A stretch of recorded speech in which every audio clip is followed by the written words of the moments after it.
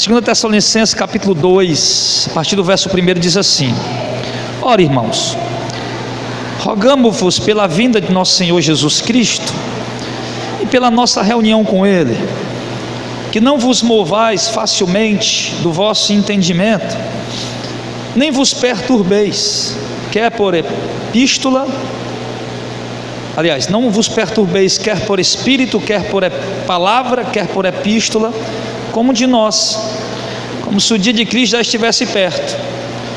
Ninguém de maneira alguma vos engane, porque não será assim sem que antes venha a apostasia, se manifeste o homem do pecado, o filho da perdição, o qual se opõe, se levanta contra tudo que se chama Deus ou se adora, de sorte que se assentará como Deus no templo de Deus, querendo parecer Deus.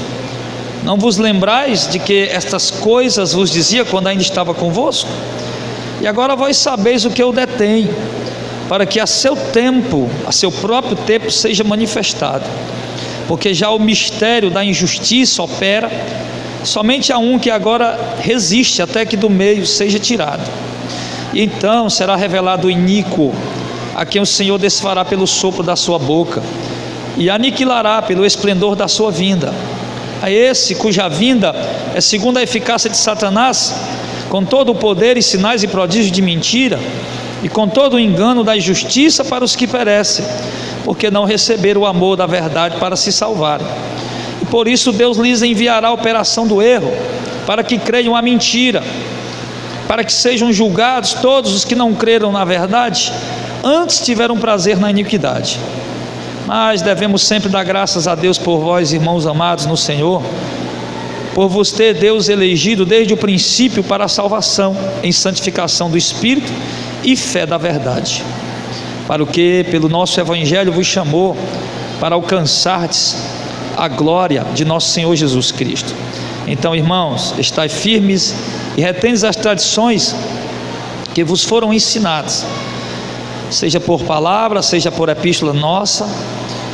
E o próprio nosso Senhor Jesus Cristo e nosso Deus e Pai, que nos amou e em graça nos deu uma eterna consolação e boa esperança, console o vosso coração e vos conforte em toda boa palavra e obra. Amém. Queridos irmãos, a segunda carta que Paulo escreveu aos Tessalonicenses é muito semelhante o seu conteúdo com a primeira carta. Nós sabemos que no livro de Atos capítulo 17 e Atos capítulo 18 mostra ali Paulo fundando aquela igreja na sua segunda viagem missionária. E o interessante é que Paulo ele não pôde ficar muito tempo naquela cidade. Ele foi perseguido e precisou sair dali urgentemente. E quando ele saiu, ele foi direto para Bereia pregar o Evangelho. E tem um ditado, né? Sejamos como os crentes bereanos. Mas eu vou ser sincero com os irmãos, eu não quero ser totalmente como os crentes bereanos, tá? Por um motivo: os crentes bereanos, quando Paulo chegou lá, ao ouvirem o Evangelho que Paulo pregava, concordaram, creram no que ele estava pregando, porque conferiam com as Escrituras. Entretanto, quando os tessalonicenses que seguiram Paulo até Bereia se levantou argumentando para confundir a mente do povo, o povo de Bereia também oprimiu Paulo, também se opuseram contra Paulo. Então pergunto, que tipo de bereano é esse? Que ouve a palavra e testifica o que está sendo pregado e concorda, e quando chega alguém dizendo que está errado, simplesmente começa a perseguir aquilo que ele achava, que ele viu que era verdade na Escritura? Esse tipo de bereano eu não quero ser, nesse ponto não. Mas no quesito que diz conferir com a Escritura, esse sim nós concordamos. E dali Paulo mais uma vez teve que sair, foi para Atenas. Quando chegou em Atenas ele encontrou Timóteo. Quando Paulo encontra Timóteo, pede para Timóteo ir lá em Tessalônica, porque afinal de contas, aliás, em Tessalônica exatamente, porque afinal de contas os tessalonicenses não conhecem Timóteo, então logo Timóteo pode entrar e sair ali de uma forma tranquila. Já Paulo não podia entrar tão tranquilamente assim. E Paulo pede a Timóteo para ir para Tessalônica, ver como é que está a igreja. Afinal de contas ela foi fundada recente, não tem nenhum líder ainda ali para instruir, para ensinar. E Paulo está preocupado, porque viu que pessoas haviam crido, se eles realmente estavam permanecendo e se eles iam permanecer. E quando Paulo envia Timóteo para Tessalônica, Paulo vai para Corinto, onde ele fica vários meses, também numa obra missionária, também fundando igreja. E ali Timóteo vai para Corinto, aliás, para Tessalônica, marcou de encontrar com Paulo em Corinto, e ele volta da viagem de Tessalônica cumprindo sua missão e vai se encontrar com Paulo em Corinto. E quando Timóteo se encontra com Paulo em Corinto, falando da fé dos irmãos, ali por volta do ano 51, Paulo escreve a primeira epístola, a primeira carta aos Tessalonicenses. Alegre, muito feliz pela fé dos irmãos, por eles, apesar de pouco tempo e muita opressão, eles estarem permanecendo na fé. Solucionar alguns problemas, aliás, ensinar os irmãos a respeito da conduta de santidade e de piedade que o crente tem que ter, porque afinal de contas aquelas pessoas não foram doutrinadas ainda, e tirando algumas dúvidas doutrinárias. Isso na primeira epístola. E na segunda epístola também não é diferente. Paulo mais uma vez ele aborda a questão da firmeza dos irmãos, incentivando aqueles novos convertidos a permanecerem na fé.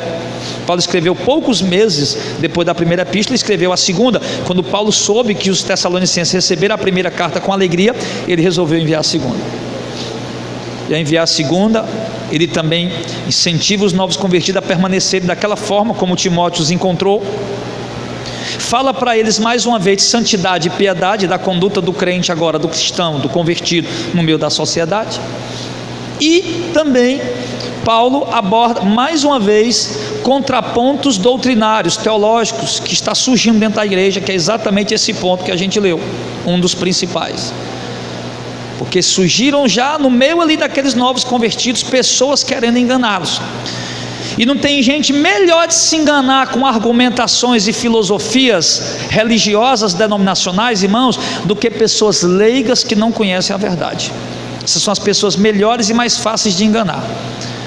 É por isso que as igrejas hereges não fazem questão, na maioria delas, não fazem questão sequer de doutrinar o povo. Vá, por exemplo, a um culto de doutrina neopentecostal, você não vai ouvir nada de doutrina.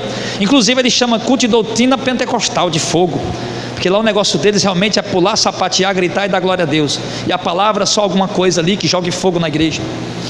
Eles fazem questão de não doutrinar, de não ensinar o povo, porque eles sabem que quanto menos o povo souber, mais fácil eles manipulam as pessoas. Já outras seitas, igrejas heréticas também, você vai ver isso aí também, aliás, no catolicismo romano, que proibiu veementemente a leitura da Bíblia. A leitura, não foi nem um estudo, a leitura. Proibiram a leitura bíblica, ao ponto de ali meados do século XV, XVI, XVII, século XIV, XIV, XVI, melhor, que qualquer cidadão que lesse, que conhecesse alguma coisa da Bíblia, que recitasse alguma coisa da Bíblia na sua língua comum, ele era morto, ele era queimado. As pessoas ouviam a Bíblia em latim, não tinham o direito de estudar, de ler ou de ouvir a Escritura, apenas participavam de ritos religiosos para satisfazer seus anseios religiosos e nada mais. Foram proibidas plenamente de ouvir a palavra, até que chegaram, como os irmãos já sabem, os reformadores e resolveram essa questão. Mas mesmo ali já havia os contrabandistas de Deus que iam contra as leis, que sim, traduziam a Bíblia no idioma comum daquela nação e contrabandeavam, como William Tyndale, que foi conhecido como um contrabandista de Deus, contrabandeava a Bíblia enviando para outros lugares dentro de saco de grãos. Mas ao passo que há outras religiões, irmãos, heréticas também, que fazem questão de ensinar o povo e doutrinar o povo, porém de forma errada e equivocada. Ensinam o povo bitolado na visão daquela denominação e não naquilo que realmente o Evangelho ensina. Por isso a preocupação das revistinhas nas escolas dominicais, porque assim como a Igreja Católica tem que seguir a ordem do papado, do clero, do bispado, cada congregação católica recebe o jornalzinho daquela semana para reger e tanger o culto e trazer a palavra conforme o jornalzinho ordena, para não sair de dentro dos padrões de Roma.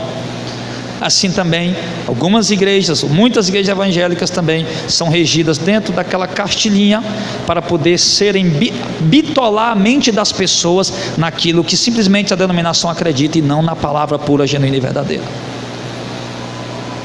Ao passo que outras denominações também, igrejas, como adventistas, testemunhas, mormons, fazem questão de ensinar muito, de doutrinar muito, porém de forma deturpada. E fica fácil de manipular as pessoas dessa forma. E isso estava acontecendo com a igreja de Tessalônica, e como eu já falei, é o retrato do que está acontecendo hoje. Verdadeiramente surgiram oportunistas, verdadeiros, numa linguagem mesmo bem popular, verdadeiros malandros, que viram ali a oportunidade de ganhar crédito, de ganhar fama, de ganhar glória, de ganhar louvores ali, e de ganhar seguidores. Entraram no meio da igreja e começaram a introduzir algumas deturpações, inclusive a respeito da volta de Cristo. E Paulo é muito claro quando ele diz logo no verso 1, que roga aos irmãos pela vinda do nosso Senhor Jesus Cristo, que é a maior esperança da igreja, e que nós continuamos esperando, por não sermos preteristas, por não acreditar que Jesus veio no ano 70, eu me recuso a acreditar nisso, veementemente. Então Paulo fala da maior esperança da igreja. A maior esperança da igreja já está surgindo interpretações equivocadas a respeito dela, que é a volta de Cristo. Então naquele tempo já surgiu interpretação errada a respeito da volta do Senhor, como hoje nós temos também várias linhas: pré-tribulacionistas, pós-tribulacionistas, mesotribulacionistas, pré-milenistas históricos, pré-milenistas dispensacionalistas, amilenistas. Como hoje surgiram várias interpretações também. Então esse principal assunto da igreja, a gente vê que ele foi sempre prostituído, adulterado, para confundir a mente das pessoas. Aí Paulo, ele se coloca na posição de apóstolo, com autoridade, para mostrar de fato o que a igreja deve esperar. E Paulo diz: rogamos pela vinda do nosso Senhor Jesus Cristo, pela nossa reunião com Ele, que não vos movais facilmente o vosso entendimento, que vocês não movam com facilidade do entendimento de vocês, e nem fiquem perturbados, quer por algum espírito que venha revelar alguma coisa, quer por alguma palavra que seja dita, ou por alguma epístola que chega até vós, dizendo que foi escrita em nosso nome, no nome apostólico. Então Paulo já está aqui um alerta: se aparecer algum espírito dizendo alguma coisa a respeito da volta de Cristo, se aparecer alguma palavra falando alguma coisa a respeito da volta de Cristo, e se chegar alguma epístola aí falando alguma coisa a respeito da volta de Cristo, que venha como se fosse nós, os apóstolos, tivéssemos escrito, dizendo que o dia de Cristo já está perto. E ele diz: ninguém de maneira alguma vos engane, porque não será assim, ou seja, o dia de Cristo não estará tão perto, até que. Então observe, o mesmo Paulo que por muitas vezes disse que Jesus já está voltando, que muito em breve ele virá, e o pouquinho que há de vir virá e não tardará, também agora parece que está se contradizendo, dizendo que Jesus também não está tão perto assim. Só que Paulo não está se contradizendo, porque quando ele diz que Cristo está perto de voltar, irmãos, observe que ele sempre apresenta alguns sinais. Ele não apenas diz aleatoriamente: Jesus está voltando. Opa, deu um terremoto, Jesus está voltando. Opa, tem um bêbado caído na calçada, Jesus está voltando. Opa, o pastor fugiu com a irmã da igreja, Jesus está voltando. Ele não falava assim aleatoriamente não, irmão. Bêbado na calçada tem todo dia, pastor fugindo com o irmão de igreja tem quase todo dia. Mas ele apresentou sinais, irmãos, que seriam notórios e visíveis. E diz: não deixe ninguém enganar, porque eu sei que muitas vezes tenham vos dito que Cristo está perto de voltar. Estou aqui parafraseando os contextos das cartas de Paulo. Sei que Cristo, muitas vezes eu digo que está perto de voltar. Sim, Ele está perto de voltar. Entretanto, mediante alguns sinais. E que sinais Paulo diz? Cristo não vai voltar de maneira alguma, sem que antes venha, primeiro, a apostasia, que é de fato, aquelas pessoas que vieram professando crer, mas agora estão mostrando que realmente não criam, porque estão se afastando e seguindo outras filosofias, dogmas e doutrinas.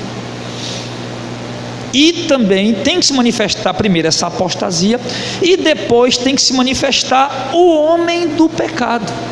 Observe que ele define, ele usa aqui um artigo para definir o homem do pecado. Ele está se referindo agora ao anticristo. Sabemos que tem duas figuras, Apocalipse capítulo 13, do 1 até o 10, e do 11 em diante, apresenta do 1 até o 10, mostra o anticristo, o grande líder político. Do 11 em diante mostra o falso profeta, que tange o sistema religioso. Porque o anticristo não vai estar só. Ele vai exatamente fazer esses sinais, essa operação do engano, exatamente com a ajuda do falso profeta, como está registrado em Apocalipse capítulo 13, do verso 11, 12, 13, 14 e 15. Então Paulo diz que é preciso que aconteça a apostasia, ou seja, muitas pessoas que vieram para a igreja, que aparentemente se converteram, vão deixar de seguir, vão deixar de acreditar naquele evangelho apostólico, de fato, evangelho apostólico. Vão ou voltar para suas antigas religiões, o judaísmo, o gnosticismo, ou vão misturar as coisas. Segundo, é preciso que se manifeste o homem do pecado, o filho da perdição. E este homem do pecado, filho da perdição, ele tem algumas características interessantes. Ele se opõe contra tudo que se chama Deus, ou se adora, de sorte que ele se assentará como Deus no templo de Deus, querendo parecer Deus. Aqui nesse contexto ele tem 4 características, aqui a princípio, depois ele vai mostrar mais. Então Paulo diz, essas coisas têm que acontecer. Agora eu te digo, irmão, será que naquele tempo não houve apostasia? Houve. Será que naquele tempo não se levantaram homens políticos com essas características? Levantaram. Mas isso, irmão, precisa, para que nós possamos analisar isso, nós precisamos, irmãos, unir isso que Paulo está falando a Mateus 24, por exemplo, a Marcos capítulo 13, a Lucas capítulo 21, que é o sermão escatológico, a Mateus, aliás, Apocalipse capítulo 13, capítulo 14. Não apenas olhando essa passagem, mas há outros sinais espalhados pela Escritura, e que precisam se cumprir, irmãos, todos eles. Mas essa doutrina do medo, Jesus está voltando, viu? Jesus está voltando, era o que eles estavam fazendo. É exatamente a doutrina do medo que estão pregando hoje para oprimir os crentes. Toda a doutrina, irmãos, a doutrina do medo é uma das piores pragas que nós temos hoje dentro das igrejas. Tem gente que tem medo até de fazer amor, sexo, se deleitar no sexo com o esposo, com a esposa, porque acha em algumas coisas ali é pecado. Colocaram a doutrina do medo. Algumas pessoas acham, pela doutrina do medo, que se não derem o dízimo, eles vão ser destruídos, devorador, e aquela história toda, já que você já sabe, que eu já estou cansado de falar isso aqui, mas tem que falar. O Gilmar conhece uma pessoa muito próxima dele, que adoeceu, inclusive faleceu dessa enfermidade no hospital. E quando o Gilmar foi visitar ela um dia, essa pessoa, conhecidíssima do Gilmar, muito próxima, Gilmar perguntou: e aí, tudo bem? Ele disse: tudo bem, só estou preocupado com uma coisa. Que é? Eu não dei o dízimo. No leito do hospital, em estado terminal, preocupado, com medo, porque não tinha dado o dízimo.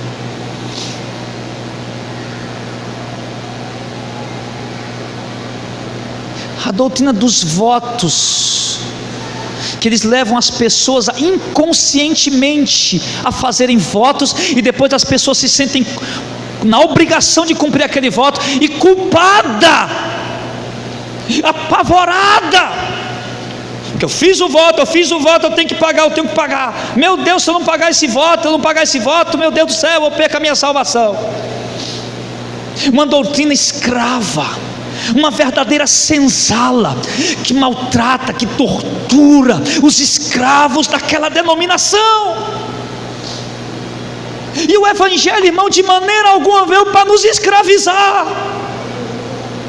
O Evangelho veio para nos libertar. Cristo nunca oprimiu ninguém na sua pregação, nunca maltratou ninguém na sua pregação. Ele pregava a verdade. Está lá em João capítulo 6, no verso 66. Mensagens muitas vezes exortativas, muitas vezes aparentemente duras, mas querendo o bem do povo. Mas certa vez o povo foi embora, e nem por isso Jesus foi impor a doutrina do medo, dizer que elas iam para o inferno se saísse da denominação dele, que elas iam para o inferno se não fizesse aquela campanha, ou fazer alguma coisa do tipo. Jesus nunca trabalhou dessa maneira. Quando Jesus pregou a doutrina do inferno, meu irmão, não foi para impor medo, foi para expor uma verdade bíblica.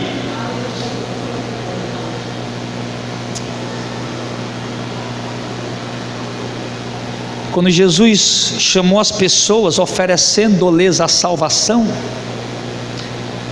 não foi para oprimi-las, foi para libertá-las. A doutrina do medo: a mulher não pode cortar os cabelos, o cabelo da mulher está fedorento,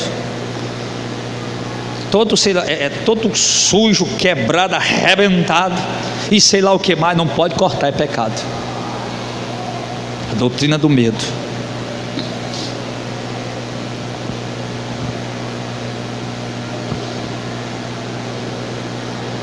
Dizendo que é pecado coisas que a Bíblia não diz que são. O coitado de um crente, vou tocar nisso aqui de novo, tem gente se escandalizando, mas eu vou tocar. Coitado de um crente ali convertido, doido para se libertar da desgraça do cigarro.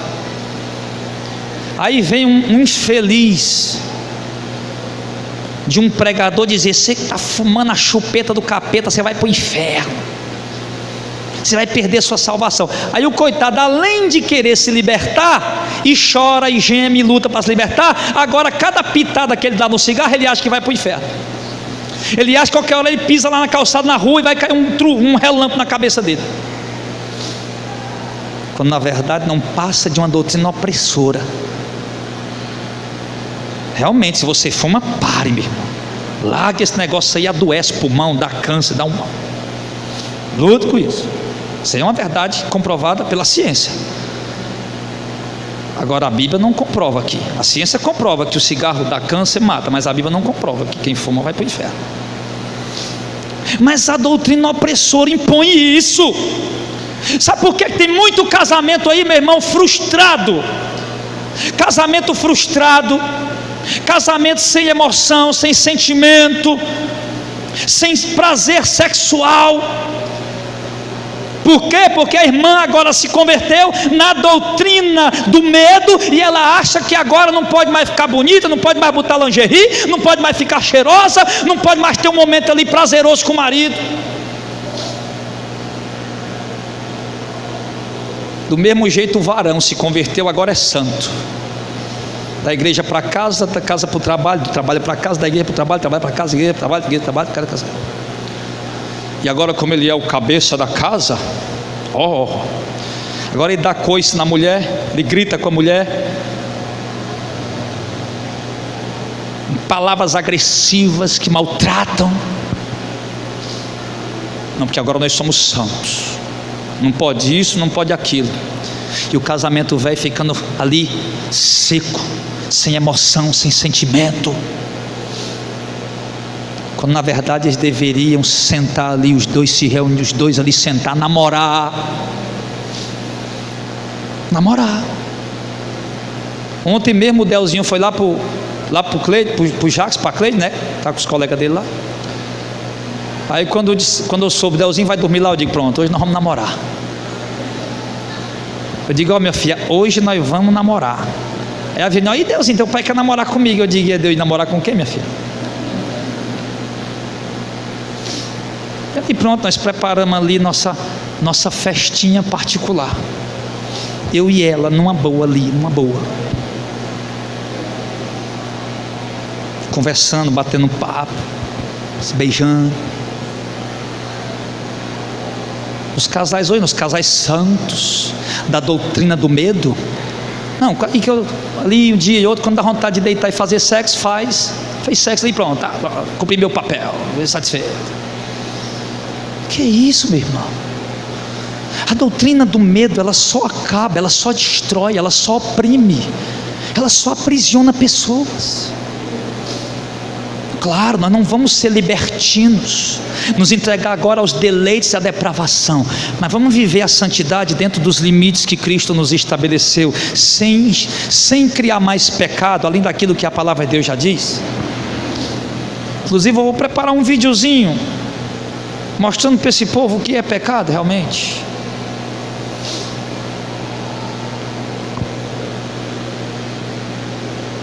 Então Paulo viu ali aqueles aproveitadores oprimindo os irmãos. Jesus já está voltando, Jesus está voltando. Aí tu vai perder tua salvação, viu? Hoje, muita gente fala: pastor Adel, fala sobre suicídio de pastores e de crentes. Eu, nas minhas pesquisas pessoais aí, aleatórias, nos e-mails que eu recebo, nas minhas observações, eu percebi um motivo, tem muitos outros, um motivo principal, um dos principais que tem levado crentes evangélicos a se suicidarem. Qual é?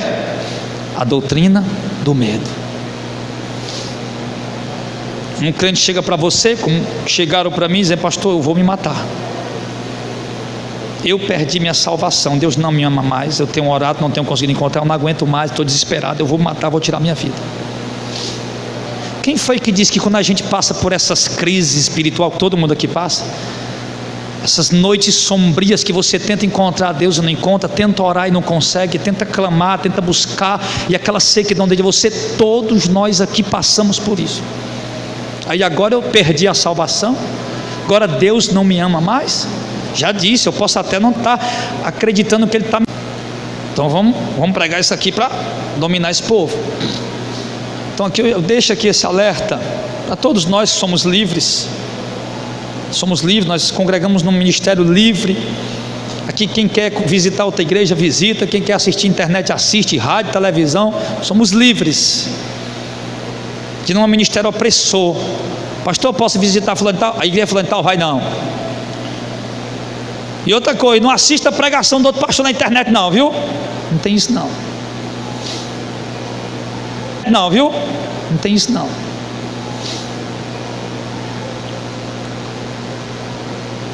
Mas nós precisamos ter muito cuidado com aquilo que ouvimos e como ouvimos. Uma certa vez, uma pessoa que começou a vir visitar nós aqui, um certo dia ela resolveu ir visitar outra igreja.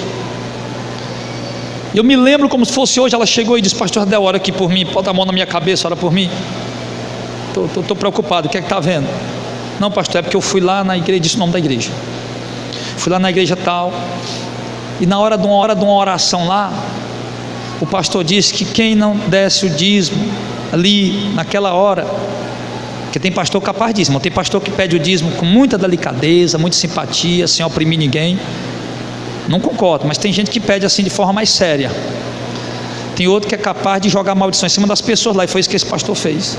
E disse que o pastor jogou uma maldição para quem não fizesse lá, na hora lá, ia ser amaldiçoado, ia sofrer algumas coisas lá. E eu falei: e a senhora acreditou no que ele disse? Lógico, né? Já estava desesperado pedindo oração. Então nós precisamos tomar muito cuidado, porque Paulo está aqui exatamente tentando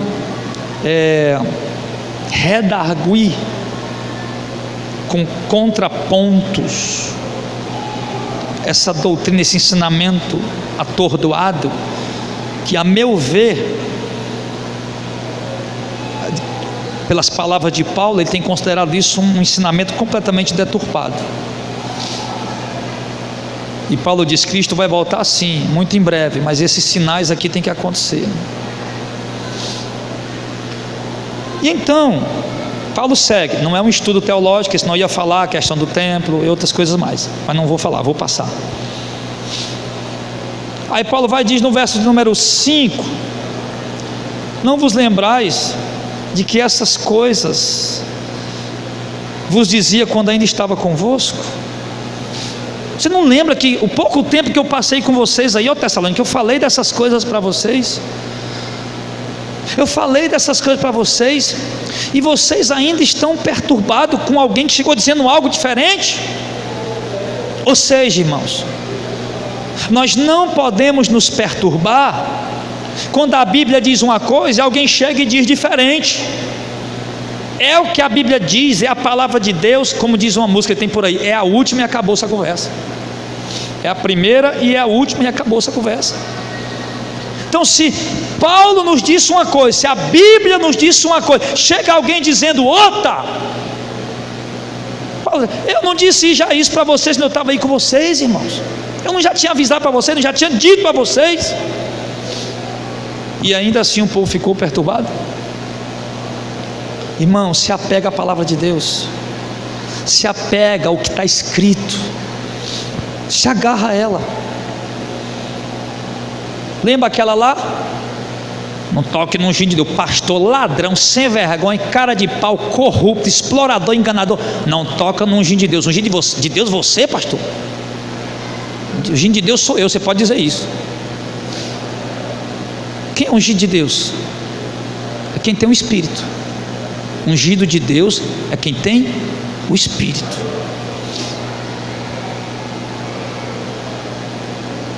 Pastor, se o senhor está dizendo que é ungido de Deus, eu também sou. Então o senhor também não toca em mim, não. Mas não vamos levar isso, irmãos, tirar isso dentro do contexto, não, tá? Isso foi para uma situação que nós não precisamos abordar nesse momento. Mas é mais uma doutrina opressora. E Paulo diz: e agora, verso 6: vós bem sabeis quem o detém. O que o detém? Detém quem? A volta de Cristo, ou a manifestação do anticristo. Agora vós bem sabeis o que o detém, para que a seu próprio tempo seja manifesto, porque já o mistério da injustiça opera.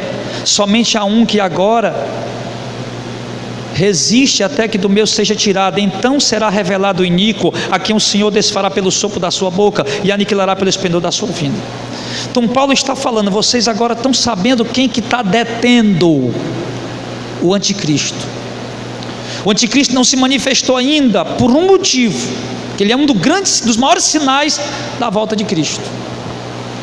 Mas ele não se manifestou por um motivo ainda, algo que está detendo ele. E vocês aí de Tessalônica sabem o que é que está detendo ele, porque eu falei para vocês. É um sinal que Paulo deu para ele. Tem muita especulação teológica, e nessas especulações os homens acabam tropeçando. Por exemplo, os dispensacionalistas que dizem que a igreja não vai ver o anticristo, vai ser arrebatada antes, dizem que quem está detendo a manifestação do anticristo é a igreja. O Espírito Santo, é o Espírito Santo, é a igreja. Poxa vida, irmão, pega o contexto. Se Paulo acabou de dizer que a igreja só vai ser tirada depois da manifestação do anticristo, como é que lá no verso de número 6, 7 e 8, Paulo agora está dizendo que a igreja tem que ser tirada para o anticristo se manifestar? Não, Paulo já disse que a igreja vai ver o anticristo, que o anticristo vai ascender antes do arrebatamento da igreja. É um sinal para a igreja. Então logo aquilo que detém a manifestação do anticristo não é a igreja, não é a pessoa do Espírito Santo na igreja, de modo algum, de maneira alguma.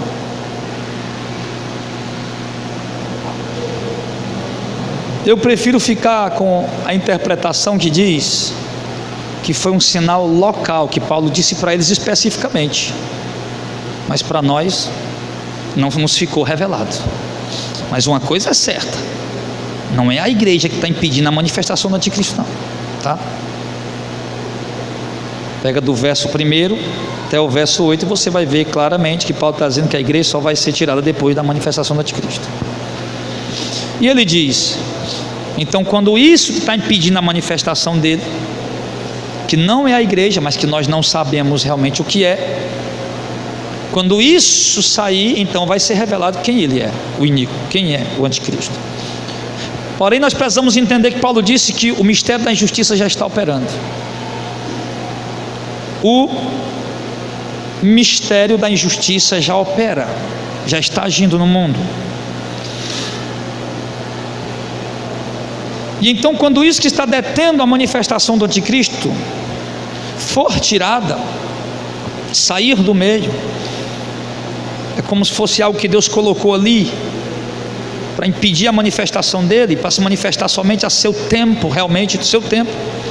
Ele diz, então, verso 8, então será revelado o iníquo, a quem o Senhor desfará pelo sopro da sua boca e aniquilará pelo esplendor da sua vinda. Isso, o anticristo vai se manifestar sim, de acordo com Apocalipse capítulo 13, do verso 1 até o verso em diante, o capítulo inteiro. Ele vai mostrar claramente que o anticristo vai trazer uma grande perseguição contra a igreja.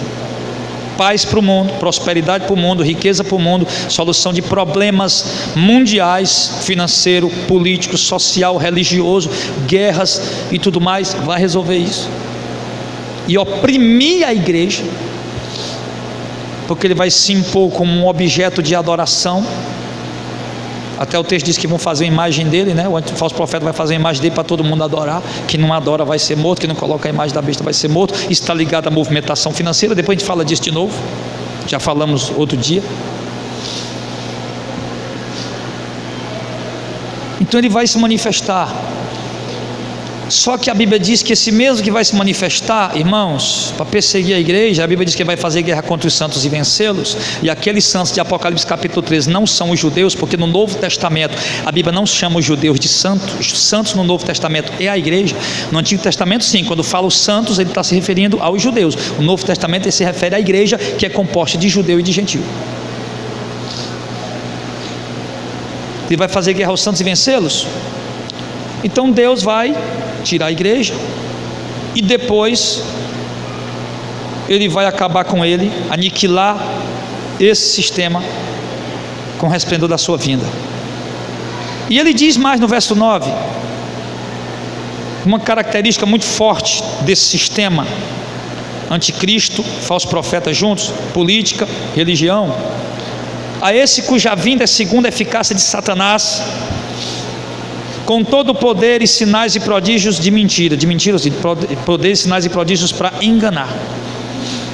Ele vem com eficácia, o trabalho dele é eficaz, dentro do campo que Deus permite ele atuar, e ele vai atuando com poder, com sinais miraculosos e prodígios de mentira. Apocalipse 13 diz que ele vai fazer até fogo descer do céu à terra para enganar muitos. A nação e o mundo inteiro vai segui-lo pelos sinais que ele manifesta. É assim que ele vai enganar, e é assim que o mistério da iniquidade já está enganando o povo. O que é que o povo mais corre atrás das igrejas? Milagre. O que é que o povo mais corre atrás das igrejas? Sinais. Igreja que não manifesta milagre, prodígios, sinais, paralítico andando, segue enxergando. Eu até gostei, mas aqui não é meu lugar. E as pessoas não fazem ideia que o mistério da iniquidade está operando ali dentro. É como eu disse aqui na sexta-feira: olha o paralítico andando, amém, tudo bem, glória a Deus, mas me diga aí, me prega aí para me ouvir o que é que você prega. Olha o mudo falando, o surdo ouvindo, eita, amém, que bom, glória a Deus, aleluia, mas prega aí, eu quero saber o que é que você prega, me diz alguma coisa aí, fala a tua doutrina aí, como é que você interpreta a escritura, eu quero ver isso aí. Amém, ainda bem que o rapaz ali ficou curado, ainda bem que a moça ali ficou curada, mas mostra a doutrina aí para me saber se esse negócio aqui é de Deus ou quem é que está agindo aqui.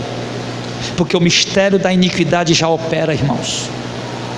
Ele vem com todos os sinais e prodígios de mentira para enganar, para iludir os incautos, os que não têm um espírito. Ele diz aqui no verso número 10: com todo engano da injustiça, porque é o mistério da injustiça que está operando, todo engano da injustiça para os que perecem, para os que vão ser condenados, porque não receberam o amor da verdade para serem salvos. O amor da verdade não foi dado a eles, para eles serem salvos. Eles não receberam, por isso eles são enganados. E o texto diz mais no verso 11, que por causa disso, Deus lhes enviará a operação do erro, para que não creiam na mentira. O texto aqui até contraria alguma coisa que a gente às vezes diz: mas enquanto a vida tem esperança. Numa ótica humana isso é verdade, mas numa ótica espiritual o texto já está dizendo que os rejeitados, Deus já enviou a operação do erro para eles crerem na mentira mesmo e serem julgados e condenados, e acabou-se. Quem foi que enviou a operação do erro aí, irmão? Lê comigo aí, verso 11: por isso Deus lhes enviará a operação do erro para eles acreditarem na mentira. Quem é que envia? Quem é? Mas tem eu não sou calvinista nem arminiano, os irmãos já sabem disso. Sou predestinacionista, creio piamente na predestinação soberana. Mas escute, tem alguns teólogos arminianos, um homem muito inteligente, que é o Carlos Augusto Vallati, gosto muito dos ensinamentos dele em outras áreas, muito bom, bato palma para ele, muito bom mesmo. Tem o outro agora aí também que se levantou querendo um ibopezinho, que é o Sila Malafaia, nessa questão aí, né? Que diz que Deus seria injusto, que Deus seria injusto se Ele predestinasse alguém para ser condenado, que Deus seria esquizofrênico dizendo que quer salvar o mundo inteiro, quando na verdade Ele está enviando a operação do erro para que algumas pessoas acreditem na mentira, quando Deus deveria enviar o quê? Não a operação do erro, mas a graça preveniente que revela a verdade. E não, Deus não está enviando a graça preveniente, não. Deus está enviando a operação do erro para eles crerem na mentira. Está tirando deles qualquer oportunidade de salvação. É isso que Deus está fazendo. Aí eles dizem: Deus seria esquizofrênico se fizesse isso. Deus seria esquizofrênico, ou seja, diz uma coisa, mas faz outra. Deus seria um Deus arbitrário. Sim, Deus não é esquizofrênico, também não é arbitrário, mas a Bíblia diz, um dos seus atributos incomunicáveis que Ele não deu a ninguém: soberano. Ele é soberano, Ele é Senhor. Deus não está perguntando aqui: ei, quem quer aceitar Jesus? Ei, você que está aí caminhando para o inferno, por favor, vem, aceita Jesus para você experimentar, para ver como é bom. Não! Ele está dizendo: os que estão rejeitando a verdade, que não foi dado a eles o amor da verdade para se salvar, rejeitaram a verdade. Deus está cegando o entendimento deles, está enviando a operação do erro para eles acreditarem na mentira, para eles serem condenados. Deus está fazendo isso. Pastor, eu não entendo. Muito boa pergunta, eu também não. Também não entendo. Me calo diante dele toda a terra. Deus está no céu, tu está na terra, portanto sejam poucas as tuas palavras.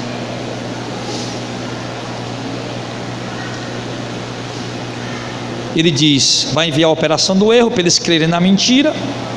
Verso 12: para que sejam julgados todos os que não creram na verdade, antes tiveram prazer na iniquidade.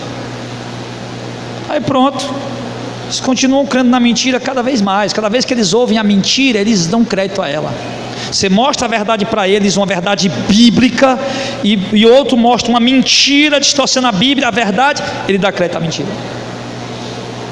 Paulo disse a Timóteo, 2 Timóteo capítulo 4, do verso 1 em diante, que viria um tempo em que muitos não iam querer mais ouvir a verdade, iam ter coceira nos ouvidos, se voltariam para mitos, fábulas, contos, histórias, deturpação do evangelho, deturpação da verdade. E isso para que eles sejam julgados e condenados. Mas quanto à igreja de Tessalônica, No verso 13, Paulo diz: mas devemos sempre, amados irmãos, dar graças a Deus por vocês no Senhor, amados do Senhor. Pega o verso 13 aí, por favor. Mas devemos sempre dar graças a Deus por vós, irmãos amados do Senhor, por vos ter Deus elegido no dia que vocês aceitaram Jesus. É não?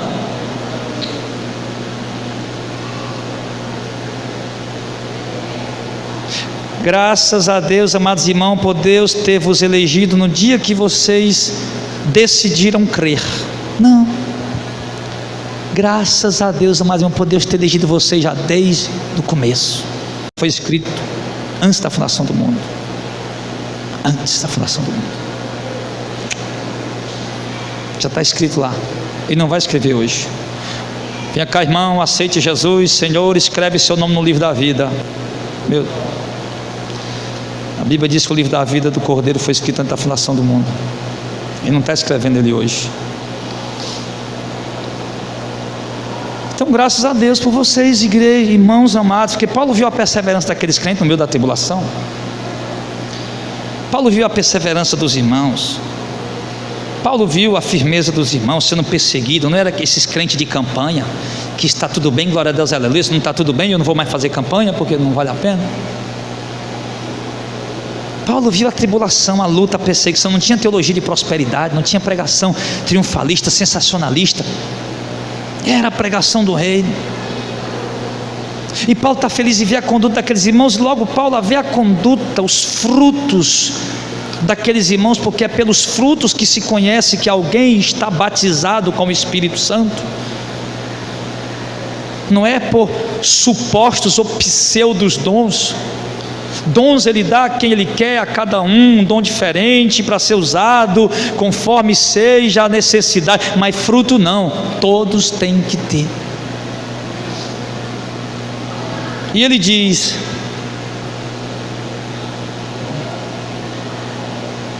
que Deus elegeu esses irmãos, a quem está vendo os frutos e a perseverança desde o princípio, para serem salvos em santificação do Espírito e fé da verdade. Ou seja, eles são santificados no Espírito e creem na verdade.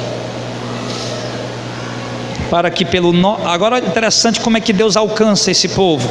Como é que Deus alcançou os eleitos lá em Tessalônica? Para o que pelo nosso Evangelho vos chamou. Como é que Deus chama os eleitos? Salvo? Pelo Evangelho. O nosso Evangelho, qual é o nosso Evangelho? Que é o Evangelho do pastor Jardel? Não, o nosso Evangelho Paulo coloca no plural, porque ele se refere ao Evangelho apostólico.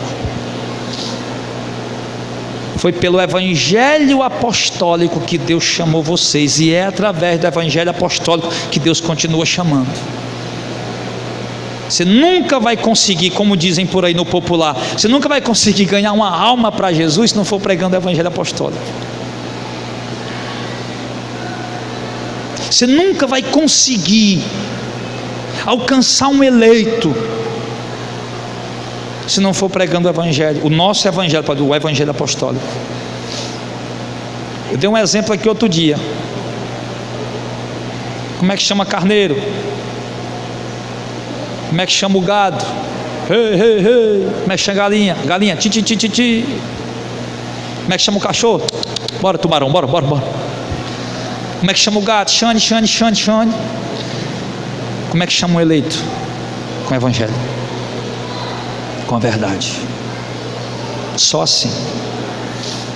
Nós queremos uma igreja cheia, inchada, lotada, ou queremos nos reunir com os santos de Deus? Tudo vai depender do que se prega. As pessoas que estão dentro de determinadas congregações, elas são fruto do que elas estão ouvindo, e a fé delas é alicerçada, respaldada, baseada no que elas estão aprendendo. Então tem igreja pregando muita coisa, mas a igreja de Cristo espalhada aí pelo mundo, a igreja de Cristo espalhada pelo mundo está pregando o Evangelho apostólico. E por isso que é o povo da verdade, do Evangelho de Cristo, os eleitos que se aproximam deles para congregar. E aí, já estamos quase concluindo. Ele diz que é pelo Evangelho que Deus chama, claro, no tempo determinado, cada um, para alcançardes a glória de nosso Senhor Jesus Cristo. Então, ou seja, nós podemos ouvir qualquer outro tipo de evangelho. O outro evangelho que Gilmar colocou, estão pregando outro evangelho, o outro Jesus, que estão recebendo outro Espírito. Pode pregar qualquer outro tipo de evangelho, que não vai ter poder para salvar ninguém. Então, irmãos, verso 15, aí Paulo dá um alerta aqui para eles: permaneçam firmes e retenham as tradições que vos foram ensinadas, seja por palavra ou seja por alguma epístola nossa. Você vê que lá no verso 2 ele diz: estão perturbando vocês, enviando epístolas dizendo que foi nós, mas não. Aí agora Paulo diz: as nossas epístolas, as nossas palavras, essas sim, que nos amou e em graça nos deu uma eterna consolação e boa esperança. Console os vossos corações e vos conforte em toda boa palavra e obra. Então Paulo, antes de entrar no próximo capítulo, claro que o capítulo foi colocado aqui, né, depois, ele, na conclusão, antes de entrar na conclusão, ele diz: olha, o próprio Senhor Jesus Cristo e o nosso Deus e Pai, que nos amou e em graça que nós não pagamos, mas foi um favor que recebemos sem merecer, nos deu uma consolação apenas até nós não vacilarmos em algum momento. Não, Ele nos deu uma consolação apenas até, deu uma consolação eterna, porque a salvação não pode ser perdida. Por isso a consolação que Ele dá aos santos, aos eleitos, ela é eterna, não é até alguém fazer isso ou aquilo, mas é eterna. Um eleito peca, erra, vacila, vai ser tratado como filho no chicote, na peia. E esse Deus que deu a nós essa eterna consolação, essa boa esperança, Ele console os corações de vocês em toda boa obra e toda boa palavra. Amém. Deu tempo, corrido, mas deu tempo. Então, queridos, muitos pontos importantes nós ouvimos aqui esta noite. E daqui dessa palavra, nós precisamos analisar de fato no que é que nós temos crido, no que é que nós temos depositado nossa esperança. O que nós queremos realmente? Deus ou uma religião?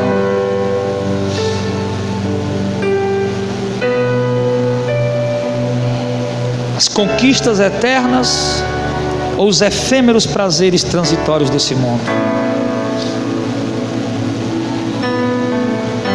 Precisamos entender que tudo que Paulo colocou aqui, os sinais ligado ao outro, eles vêm se cumprindo no decorrer dos séculos. Eles precisam se completar, os sinais, para que de fato Cristo possa vir. Quando as pessoas me perguntam: pastor, nós estamos vivendo a última hora, os últimos dias, eu disse: eu creio que estamos vivendo os últimos dias.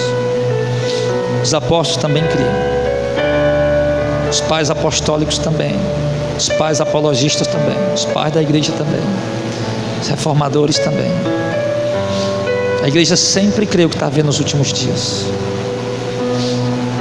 A igreja sempre desejou Cristo voltar. Mas não é por isso que nós desejamos Cristo voltar que nós vamos permitir que um sistema nos escravize no cabresto e nos leve para onde eles quiserem. O que nós precisamos, e com a graça de Deus conseguiremos, é vencer as lutas do dia a dia, os inimigos que se opõem no caminho, o mundo, o pecado, as falsas doutrinas, permanecermos firmes e firmes cada dia mais, sem abrir mão 1 milímetro desse evangelho verdadeiro, apostólico, e nos consolar, nos confortar com essa eterna consolação que Deus já nos deu, que em breve, no tempo de Deus, ao cumprir dos sinais, nos será dada na sua plenitude por toda a eternidade. Portanto, continua lutando, continua batalhando, continua perseverando, meu irmão, e sendo fiel ao Senhor a cada dia. Vamos louvar o Senhor com um cântico.